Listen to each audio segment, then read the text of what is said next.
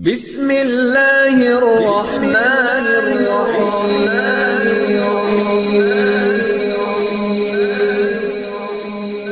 بسم اللہ الرحمن الرحیم۔ السلام علیکم۔ وظیفے کی اجازت کے لیے کمنٹس میں اپنا نام لکھ دیں، اور اگر آپ ہمارے چینل پر نئے ہوئے ہیں تو ہمارے چینل کو ضرور سبسکرائب کر دیجیے گا۔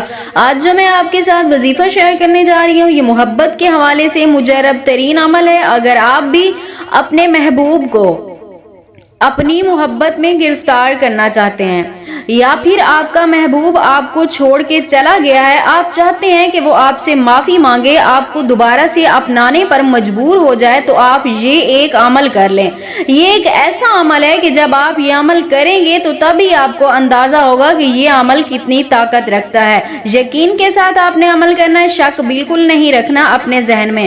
تو عمل آپ نے کچھ اس طرح کرنا ہے، کسی بھی وقت آپ یہ عمل کر سکتے ہیں، لیکن رات کا وقت زیادہ بہتر ہے۔ اس وقت آپ نے یہ عمل کرنا ہے، سب سے پہلے آپ نے ایک کاغذ پینسل لے لینی ہے اور اسے اپنے سامنے رکھنا ہے۔ محبوب کا تصور کرتے ہوئے آپ نے یہ عمل کرنا ہے۔ عمل ہے تھوڑا مشکل، لیکن ہو جائے گا، اتنا زیادہ بھی مشکل نہیں ہے۔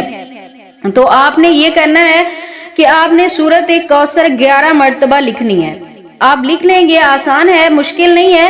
آپ نے وہ لکھنی ہے۔ سب سے پہلے آپ نے اسے لکھنے سے پہلے آپ نے پڑھنا ہے اول آخر، یعنی شروع میں جب آپ لکھنے لگے تب بھی آپ نے 11 مرتبہ درود پاک پڑھنا ہے۔ جب لکھ لیں پھر بھی آپ نے 11 مرتبہ درود پاک پڑھنا ہے، اور پھر لکھنا آپ نے اس طرح ہے، بسم اللہ الرحمن الرحیم کے ساتھ پوری سورت آپ نے لکھنی ہے، اور ساتھ میں آپ نے اسے پڑھنا ہے۔ ایک بار لکھیں گے، 3 بار اس سورت کو پڑھیں گے، آگے اپنے محبوب کا اور اس کی والدہ کا نام لکھیں گے۔